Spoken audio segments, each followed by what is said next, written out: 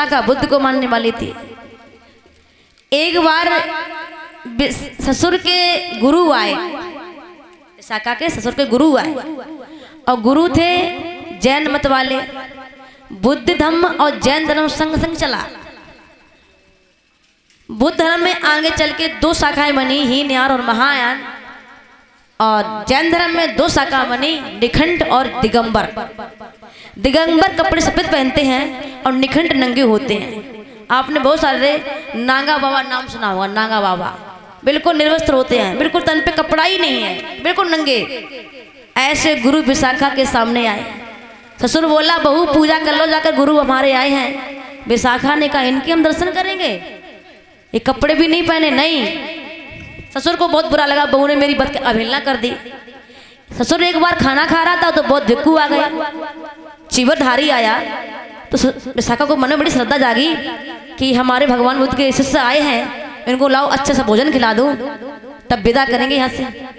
विशाखा ने देखा भंते जी आए, ससुर पे बिजना डुला रही थी, सास खाना परोस रही सास ससुर को। तो जैसे बुद्ध के अनुयायी को देखा ससुर ने, बुद्ध के अनुयायी ससुर ने देखा तो उसने मुंह फेर लिया। उसने घर के अंदर तरफ मुंह कर लिया और दरवाजे तरफ पीठ कर ली। तो विशाखा ने कहा था, भंते जी जाओ, तो वो तो भगवान बुद्ध की पक्की अनुयायी थी, उसके जीवन 7 और होंगे जन्म, वो जन्म दुनिया में जन्म नहीं लेगी। तो विशाखा कहती है, भंते जी जाओ, मैं अभी इस समय नाग की पूजा कर रही हूँ, ससुर मेरा बासा खाना खा रहा है। क्या कहा? मैं नाग की पूजा कर रही हूँ, ससुर मेरा बासा खाना खा रहा है। बिक्कू चले गए। ससुर ने खाना खा के हाथ धोया और इतना क्रोध में ससुर बोला कि उस नालायक, उस कुलच्छनी, उस बदतमीज बहू को बुलाओ। विशाखा आई। ससुर जी बोले, क्या बात है? इतना गुस्से में लाल, तूने मेरे को ना कहा, तूने कहा ससुर मेरा बासा खाना खा रहा है, तो बताइए तुमको क्या कर रही थी? उस समय नाग की पूजा कहाँ कर रही थी? तू तो मेरे बिजान डुला रही थी। विशाखा ने कहा, तुम नाग के समान ही हो, नाग को कितना दूध पिलाओ, कितना भी दूध पिलाओ, मौका आने पर, क्रोध आने पर वो अपना जहर काबू में नहीं कर पाता है, उसी प्रकार तुम हो।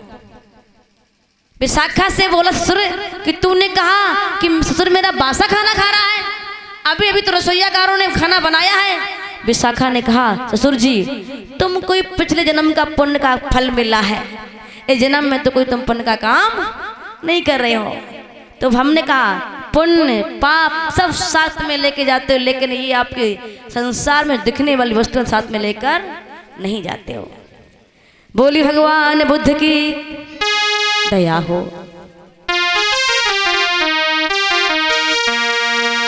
आइए, कि प्रेम करुणा ही सबसे बड़ी बुद्ध जी की, हाँ बुद्ध जी की जरूरत पड़ी है, पड़ी है बुद्ध जी की जरूरत पड़ी।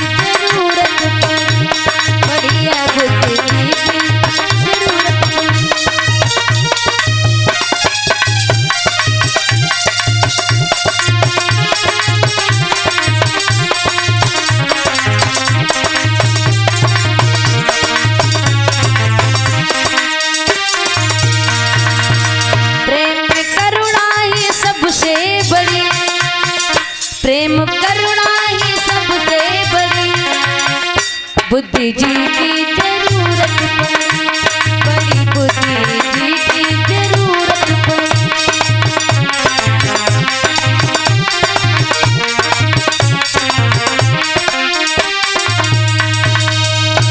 बोलिए भगवान बुद्ध की दया हो।